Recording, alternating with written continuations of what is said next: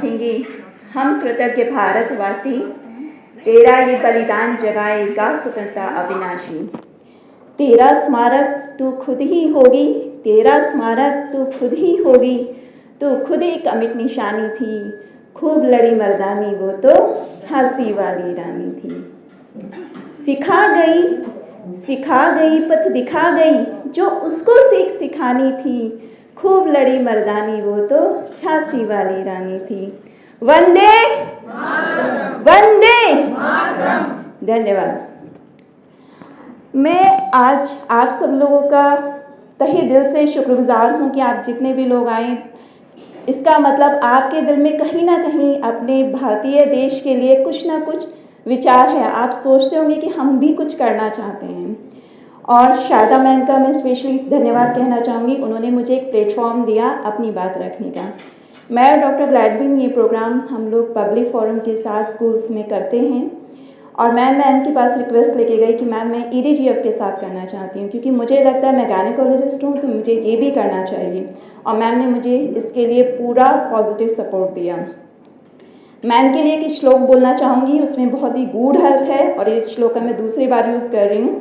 पहली बार मैंने डॉक्टर ग्लैडविन के लिए किया था। न अभिषेको न संस्कार सिंहस्य कृते वना विक्रमाजित राजस्य स्वयं नरेंद्रता। मतलब क्या है इसका? जंगल के राजा शेर को डिक्लेयर करने के लिए कि वो राजा है, ना तो उसका कोई अभिषेक होता है, ना उसका कोई संस्कार किया जाता है कि अब तुम राजा हो। वो अपने विक्रम यानी शौर्य से और अपनी योग्यता से ये पद हासिल करता है। Thank you ma'am.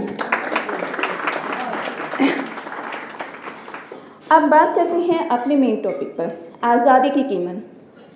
आखिर ऐसा क्या है कि मेरे दिल में आता है कि मैं बार बार इसी टॉपिक को थोड़ा सा चेंज करके, दीपिका मैम ने तो पहले भी सुना हुआ है, आज हालांकि मैंने कुछ चेंजेस किए थे बट वो PPT समहाउ मेरी मैकबुक में थी, उसमें ट्रांसफ़र नहीं हो पाई। कोई नहीं, हम अपनी पूरी पुराने वाली PPT से भी बात करेंगे। मैं पश्चिमी उत्तर प्रदेश के एक गाँव से मैं पैदा हुई हूँ और वहीं मेरी प्राथमिक शिक्षा हुई है। मेरे गाँव के अलावा जो 4 गाँव और हैं उन्हें बागियों के गाँव के नाम से जाना जाता है। मेरे बाबा और बड़बाबा ने बगावत की, किसके लिए? अंग्रेज़ों के खिलाफ अपने क्रांतिकारियों का साथ देने के लिए। उन्होंने अनप्लान्ड वे में उन 5 गांवों के लोगों ने मिलकर कुछ अंग्रेज़ों को मार दिया, क्योंकि वो कुछ क्रांतिकारियों को अरेस्ट करने या गिरफ्तार करने आए थे। पर बड़ी महंगी कीमत चुकाई उन गाँव वालों ने। उनके घर जला दिए गए, उनके घरों की और सामानों की कुर्की हो गई। ये नियम था कि किसी के पास कोई भी वैल्यूएबल यानी कीमती सामान नहीं छूटना चाहिए, क्योंकि अगर वो छूट गया तो कुर्की पूरी नहीं मानी जाएगी। आप सोचिए कि कहाँ वो ज़मींदार थे और उनकी ज़मीनें पास के गांव के पठानों को गिरवी दे दी गई, टोटली दे दी गई, और वो अपने ही गांव में अपनी ही खेतों पर बंधुआ मजदूरी करते थे अपना पेट पालने के लिए। कितनी भूखमरी, कितना दुख दर्द उन्होंने सहा। मैं आज उनकी पड़पोती और पोती अपना एक घर रखती हूँ, दिलशाद मतलब हॉस्पिटल है दिलशाद गार्डन में, विज्ञान विहार में एक पूरा बड़ा घर है। मुझे किसी चीज़ की कमी नहीं है, लेकिन एक डर है, एक खतरा है जिसे हम लोग नहीं देखना चाह रहे, पर मुझे वो खतरा महसूस होता है। मुझे डर लगता है कि मैं तो जी के चली जाऊंगी, मेरी आगे वाली पीढ़ियां कहीं इस घर बार को फिर ना खो दें, फिर वो किसी की गुलामी ना करें, फिर वो उनकी चीज़ें किसी के पास गिरवी ना रख दी जाएं, जिसे छुड़ाने के लिए वो ज़िंदगी भर मेहनत करते रहें। तो आइए अब शुरू करते हैं आज़ादी की कीमत। आज़ादी की कीमत हर एक के लिए अलग अलग होती है। ये तो मैंने अपना पर्सनल एक्सपीरियंस यानी अपना भाव बोला, जो मेरी दादी ने मुझे बताया था। कहते हैं उन्होंने अपने कुछ जेवरात बचाने के लिए चपाती में छुपाए और अपने रिश्तेदारों को, जिन गाँव की कुर्की नहीं हो रही थी, वहाँ पर भेज दिए, जिससे वो थोड़ा बहुत अपनी मनी बचा पाएँ। और उसके आज़ादी के बाद हमें कोई आरक्षण नहीं मिला, ना हम कभी किसी आरक्षण की मांग करते हैं। आजकल बहुत बार उठता है आरक्षण को। मैं कहती हूँ आरक्षण साइड में रखिए, पहले जिंदा रहेंगे, आप ठीक रहेंगे, वो ज़रूरी है। आरक्षण के लिए बाद में लड़ लेंगे, कोई ऐसे फ़र्क नहीं पड़ता। जिसके पास जो योग्यता होगी, कम मिलेगा ज़्यादा मिलेगा, लेकिन मिलेगा तो सही, किसी की गुलामी तो नहीं करेंगे। तो इस टॉपिक को बिल्कुल साइड में रख कर हम आगे बढ़ रहे हैं। ये तस्वीर अगर आप दिल से देखें, इसे महसूस करना चाहें तो बहुत दुख महसूस होगा। और बड़े सिंपल वे में भी कह सकते हैं क्या है, तस्वीर ही तो है, लेकिन क्या करें। ये हमारे ही रिश्तेदार होंगे, हमारे ही बाबा और बड़बाबा होंगे जो घायल अवस्था में पड़े हैं, जिनकी पिक्चर्स ये बनाई गई हैं। ये जलियांवाला बाग की कांड है।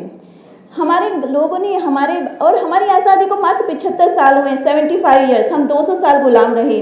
मुझे तो डर है कि अगले 100 साल भी हम आज़ाद रह पाएंगे अगर हम अलर्ट नहीं हुए, अगर हम नहीं चेते। चेतने के लिए आपको अपना दिमाग खोलना होगा, अपने आसपास के लोगों को जगाना होगा, क्योंकि वो सुनना ही नहीं चाहते, वो अपनी दुनिया में मस्त हैं। आज की स्ट्रेंथ में, जैसे मैम ने बोला, उन्हें लगता है कुछ होने ही वाला नहीं है, हम बिना बात डरा रहे हैं। हमारे देश का तिरंगा, सबके मन में बहुत अच्छे भाव होते हैं इस तिरंगे को लेकर, हमारी आन बान जान शान है ये। लेकिन वो भाव सिर्फ 15 अगस्त 26 जनवरी को 2-3 दिन या ज़्यादा से ज़्यादा 1 हफ्ते के लिए आते हैं। वो फिर तिरंगे की तह के साथ बॉक्स में या दीवान में कहीं ना कहीं बंद हो जाते हैं। उन भावों को नहीं मिटने देना, क्योंकि अगर वो भाव चले गए तो हमारी अंदर की इच्छा शक्ति चली जाएगी। जरा सोचिए, अगर शहीद भगत सिंह ने सोचा होता, मुझे क्या ज़रूरत है अंग्रेज़ों से लड़ने की, बाकी लोग भी तो गुलामी करके सर की उपाधि पा रहे थे, अंग्रेज़ों की चापलूसी कर रहे थे, क्या ज़रूरत थी उन्हें अपनी जान देने की। वो भी सबके साथ आराम से अपनी एक ज़िंदगी व्यतीत करते और आराम से चले जाते। उनके दिल में जुनून था, और यही जुनून हम सबके दिल में जगाना चाहते हैं अपने देश के लिए। शहीद भगत सिंह की एक्चुअल की फ़ोटोग्राफ देखकर आप आइडिया लगा सकते हैं कि बचपन में वो एक सम्राट यानी अमीर परिवार से बिलोंग करते होंगे। उनकी एक अच्छी पढ़ाई हुई। उनका पहली बार अरेस्ट का लाहौर जेल का नीचे वाला दृश्य अगर देखा जाए, इसे देख के सबसे ज़्यादा दुख मुझे ये लगता है कि जो डीएसपी या सीआईडी लाहौर उनसे इंटरोगेशन करने वाला है, वो भी भारतीय है, वो भी यहीं का बंदा था। यानी इसका मतलब अगर हम लोग आपस में मिले होते तो ऐसी नौबत ही क्यों आती। लेकिन हम हमेशा डिवाइडेड रहे हैं और हम आज भी डिवाइडेड हैं। हम आज भी किसी खतरे को महसूस नहीं करना चाहते, उसके बारे में बात नहीं करना चाहते। शहादत दी तो क्या हुआ, वो चली गई, हम तो आज आराम से जी रहे हैं। हमें नहीं सोचना आगे क्या होगा, और हमें नहीं सोचना क्या हुआ था। अब बात करते हैं हम आज़ादी की एक्चुअल कीमत, जान माल की हानि जिसे हम बोला जाता है। 350 लाख लोगों ने 1757 से 1947 तक भारत के स्वाधीनता संग्राम में अपनी जान न्यौछावर कर दी। कितने ज़्यादा लोग रहे, हमारे ही लोग थे ना, कैसे भूल गए हम उनको। इस तस्वीर को देखिए, सोचने में तो बड़ी आश्चर्य की वो लगता है कि क्या हुआ, इसमें कुछ भी नहीं है, अंग्रेज हैं, हमें मार रहे हैं और हम मर रहे हैं। पर हम कहते हैं ऐसी नौबत आई क्यों। सन 1608, अब मैं हिस्ट्री की बात करूंगी। 1608 में British India company, East India company Surat पर भारत के समुद्र के किनारे पहुंची, और पलासी का युद्ध जो 1757 में, मानिए 150 साल यानी 150 साल बाद हुआ, वो फाइनल लड़ाई मानी जाती है कि जब ब्रिटिश एम्पायर, ये मान लिया गया कि भारत में उसका राज्य स्टार्ट हो चुका है। 150 साल यानी धीरे धीरे बदलाव आ रहा था ना, और अब जो बदलाव आता है हम उसको देखना नहीं चाहते, हम अलर्ट होना नहीं चाहते, हम सावधान नहीं होना चाहते। यही मैं आपको समझा रही हूँ। 75 साल की आज़ादी में आप बहुत खुश हैं, लेकिन सोचिए 150 साल आपको गुलाम होने में लगा, 200 साल आप गुलाम रहे, और आज़ादी की 75 साल पे आप खुश हैं, लेकिन अलर्ट नहीं होना चाहते, सोचना नहीं चाहते, देश के लिए बात नहीं करना चाहते। 75 खरब डॉलर की कीमत का सामान, सोना एवं अन्य चीजें ब्रिटिश लोगों ने भारत से 1765 से 1838 के बीच में लौटी गई, जो आज के ब्रिटेन की पूरी जीडीपी का 17 गुना है। हम कितने अमीर थे। संपूर्ण विश्व की 23% व्यापार का भारत भागीदारी था जब अंग्रेज व्यापारी बनकर भारत के समुद्र के किनारे पहुंचे। जब अंग्रेजों ने भारत छोड़ा तो भारत का हिस्सा सिर्फ 5% था। 23% से 5% पे पहुंचा दिया, और उसमें भी अंग्रेज कहते हैं हमने आपको रेल दी, हमने आपको इंडस्ट्री दी, हमने आपके आउट ऑफ द ट्रैक आप जो चल रहे थे आपको ट्रैक पे लाया। पर हम कहते हैं हम तो उस ट्रैक में थे ही कहाँ, पहले मुगलों से लड़ रहे थे, फिर अंग्रेजों से लड़ते रहे, लेकिन हम सीखना आज भी नहीं चाह रहे हैं। जब ईस्ट इंडिया कंपनी आई तो ब्रिटेन का व्यापारिक हिस्सा पूरे विश्व का मात्र 2% था, जबकि भारत का 1/4। कितना डिफरेंस था। लेकिन एक बारूद की गोली ने पूरी दुनिया को नचा दिया। एक बारूद की गोली ने पूरे इंडिया को गुलाम बना दिया। एक डर ने, एक एकजुटता ना होने की वजह से, बांटो और राज करो, यही कंडीशन आज भी हमारी है। देश के लिए जब अच्छा काम हो रहा होता है तो एक बार को वाहवाही तो करते हैं, लेकिन जब वोटों की राजनीति की बात आती है तो सबके अपने पर्सनल बेनिफिट्स निकल कर आ जाते हैं, अपनी चीज़ें, जाति, धर्म, हम हर चीज़ में बढ़ जाते हैं, देश कहीं ना कहीं साइड में हो जाता है। जब हम देश के लिए सोचेंगे और देश के लिए अगेंस्ट जब जैसे शाहीन बाग या कोई भी आंदोलन होता है तो हम अच्छे लोग चुप रह जाते हैं। शाहीन बाग या कोई भी आंदोलन जब देश के अगेंस्ट या देश की किसी भी अच्छी नीति के विरोध में खड़ा हो रहा होता है तो पास में से गुजरने वाले लोग भी उतने ही उत्तरदायी होते हैं देश के विरोध के लिए, क्योंकि वो देखकर उसे चुपचाप निकल जाते हैं, उसके लिए कभी कोई आवाज़ उठाने की कोशिश नहीं करते हैं। हम अभी भी कॉन्फ्लिक्ट्स में जीते हैं कि मैं उससे अमीर हूँ, मेरे पास चीज़ें ज़्यादा हैं, मैं क्यों, मुझे तो कोई नुकसान नहीं हो रहा, गरीब भी कोई तो हो रहा है, या गरीब सोचता है अमीर को हो रहा है, जो योजनाएं मुफ्त की बांटी जाती हैं, गरीब सोचता है मुझे तो बेनिफिट हो रहा है, वो देश का नहीं सोचता। आज हम सब कहाँ हैं देश के लिए? चलिए क्लासिफिकेशन की बात करते हैं। ये क्लासिफिकेशन मेरा खुद का बनाया हुआ है। मैं देशभक्ति के स्तर डिवाइड करती हूँ और उसके अकॉर्डिंग बात करूँगी। पाताल स्तर, सिर्फ अपना फ़ायदा, देश हमारे लिए कोई मैटर नहीं करता, हम देश के लिए चाहे नुकसान हो जाए लेकिन हमारे अपने पर्सनल अकाउंट या पर्सनल चीज़ों में बेनिफिट होना चाहिए। देश की छवि खराब हो, हमें इन सबसे कोई मतलब नहीं है। मैं हर देश विरोधी ताकत के साथ खड़ा होता हूँ। हर अच्छे काम में मुझे टांग अड़ानी होती है। देश मेरे होते हुए आगे जाने की सोच भी कैसे सकता है? और देश के कम से कम 30 से 50% लोग इसी लेवल पर हैं। कैसे बचाएं देश को? वो तो पाताल में ले जाने के लिए तैयार बैठे हैं। न्यूनतम स्तर, देश मेरा है परंतु मुझे सिर्फ अपनी रोजी रोटी से मतलब है एवं अपने परिवार से मतलब है, परंतु समाज में क्या हो रहा है मुझे फर्क नहीं पड़ता। आग घर के बाहर है, घर में तो नहीं लगी ना। अभी वो इंतज़ार कर रहे हैं, वो देख रहे हैं कि जब समाज में बड़ा बदलाव आएगा मैं तब पानी की बाल्टी लेके दौड़ूंगा अपने घर की आग बचाने की, लेकिन पड़ोसी के घर में नहीं जाऊंगा, क्योंकि अभी मैं सोच नहीं रहा वो आग मेरे घर तक भी आएगी। अगर मैं आज उसके साथ खड़ा हो जाऊंगा तो शायद मैं अपने घर को बचा पाऊँ, लेकिन मैं अकेला नहीं बचा पाऊंगा। हम फीमेल्स का तो एक बहुत बड़ा योगदान है। कैसे? हम सारे फीमेल्स जब रात को सोते हैं तो अपने घर के दरवाजे चेक करते हैं ना। मोस्टली फीमेल्स की ही स्त्री शक्ति की जिम्मेदारी होती है कि घर के सारे दरवाजे बंद हैं। रात को सोते वक्त ये सोचते हैं कि हमारे बच्चे शरीर से स्वस्थ हैं, कोई बीमार तो नहीं है, हमने अपने हस्बैंड की, पति की देखभाल ठीक से की नहीं की। पर हम 10 मिनट देश को क्यों नहीं देते? क्या मेरा देश ठीक है? क्यों मैं देश के सारे मैटर्स पे अपना एक्टिव या अपना कोई विज़न क्यों नहीं देखती हूँ? क्यों मैं सबसे बात नहीं करती हूँ कि मेरे लिए देश इम्पोर्टेंट है? हम अपनी कल्चरल इवेंट्स में कहती हूँ करना चाहिए, क्योंकि देश के नागरिक मानसिक स्तर पर भी खुश और सुखी रहेंगे तभी देश आगे बढ़ेगा। लेकिन उसकी खुशी या उसके सेलिब्रेशन में हमें अपने देश को नहीं भूलना चाहिए, वो हमारे लिए हमसे ज़्यादा महत्वपूर्ण है। निम्न स्तर, मैं देश के बारे में कभी कभी सोच लेता हूँ परंतु अपने मताधिकार का उपयोग नहीं करता, परंतु मैं देश का अपमान भी नहीं करता। ये वो लोग हैं ना जो आगे बढ़ाने में मदद कर रहे हैं ना उसे पीछे खींचने में, बस ऑब्जर्व कर रहे हैं चीज़ों को। मध्यम स्तर, मैं एक जागरूक नागरिक हूँ, मैं अपने मताधिकार का प्रयोग करता हूँ, अखबार भी पढ़ता हूँ, मैंने वोट देकर अपना कर्तव्य पूरा किया, बाकी सरकार जाने, बस मैं तो अब अपने परिवार तक सीमित हूँ। वोटिंग के दौरान उन्हें अपनी राइट्स याद आते हैं, चलो वो इतना तो करते हैं, कम से कम देश को नीचे ले जाने का काम तो नहीं कर रहे।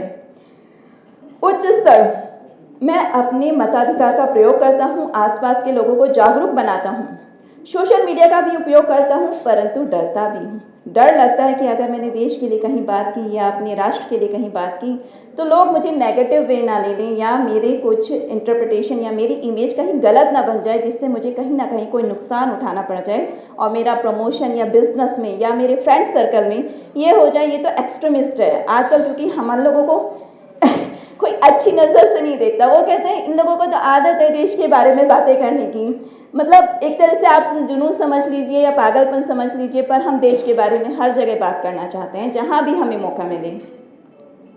उच्चतम स्तर, यह देश मेरा है, अगर मैं देश के लिए नहीं जीऊँगा तो कौन जिएगा? देश विरोधी ताकतें जब भी सर उठाएंगी तो मैं उनका खुलकर सामना करूँगा। हमें ये चाहिए, लेकिन इसमें मात्र 5 से 10% लोग हैं। मोर देन 30% यानी 30 से 50% लोग देश को पाताल स्तर में ले जाना चाह रहे हैं। उच्चतम स्तर पर 5 से 10% लोग हैं, तो देश का कैसे होगा? हमें उच्चतम स्तर पे लोगों को ज़्यादा से ज़्यादा लाने की कोशिश करनी है। हमें नहीं पता हम उसमें कितना सफल होंगे कितना नहीं, लेकिन इंसान है, भगवत गीता में भी कहा गया है ना कि कर्म करना आपका अधिकार है, फल की इच्छा आप नहीं कर सकते। तो हम अपना कर्म कर रहे हैं। उच्चतम स्तर पर क्या हो सकता है? आपको कोई फाइनेंशियल यानी आर्थिक नुकसान हो, सामाजिक नुकसान हो सकता है आपका बॉस आपसे नाराज हो जाए या सीनियर आपसे नाराज हो जाए, पर देश सर्वोपरि है। कल को जान देने से की नौबत आने से अच्छा है मैं आज नुकसान सह लूं। देशभक्ति, जननी जन्मभूमिश्च स्वर्गादपि गरीयसी, या अपि स्वर्णमयी लंका लक्ष्मण मीना रोचते। इसका मतलब क्या है? अभी दशहरा गया है इसलिए मैं इस श्लोक को बोल रही हूँ। जब भगवान राम ने श्रीलंका पर जीत हासिल करी, लंका पर जीत हासिल कर ली, तो लक्ष्मण जी के मन में विचार आया, भगवान अब तो हमारी भाभी हमें मिल गई, हमने लंका भी जीत ली, हम वापस अयोध्या क्यों जाएं? ये सोने की लंका है, यहाँ पर सब कुछ है। तो भगवान राम ने कहा कि माँ और मातृभूमि स्वर्ग से भी बढ़कर है, उसके आगे मुझे सोने की लंका भी नहीं पसंद है। तो यही हम आपसे कहना चाहेंगे। बहुत बार होता है कि हम लोगों की इच्छा होती है विदेश चले जाएं, सबको चले जाएं, लेकिन हमें अपनी मातृभूमि का कर्ज उतारना है। मुझे तोड़ लेना बनमाली, उस पथ पर तुम देना फेंक, मातृभूमि पर शीश चढ़ाने जिस पथ जाने वीर मन। इस फूल को कोई पहचान नहीं मिलेगी, हमें भी कोई पहचान नहीं मिले, उससे कोई फर्क नहीं पड़ता। हम कोशिश कर रहे हैं जितना भी अपने से हो सकता है। सारी विदेशी ताकतों को लग रहा है आजकल कि भारत प्रगति कर रहा है, सब उसे रोकना चाहते हैं। तभी तो हर छोटे से छोटे आंदोलन पर विदेशों से सुझाव आते हैं, पैसे आते हैं, क्योंकि हम मात्र 10% लोग अपने देश का खुलकर साथ नहीं देते भी हैं तो डर डर कर देते हैं।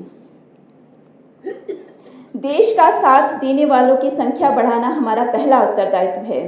दूसरा, हम सब अपने आप में स्वयंभू नेता बनते हैं, किसी को भी एक बात पर राजी कर पाना बहुत मुश्किल होता है। इस पर मैं एक बात कहना चाहूँगी, जब आंदोलन में सरकार की प्रॉपर्टी या हमारी ट्रेन जला रही होती हैं तो हमें थोड़ा बहुत दुख होता है, हम उसको साइड में रख देते हैं, लेकिन कल को आपके घर में कोई आके आपका सोफ़ा जलाने लगे तो कैसा लगेगा?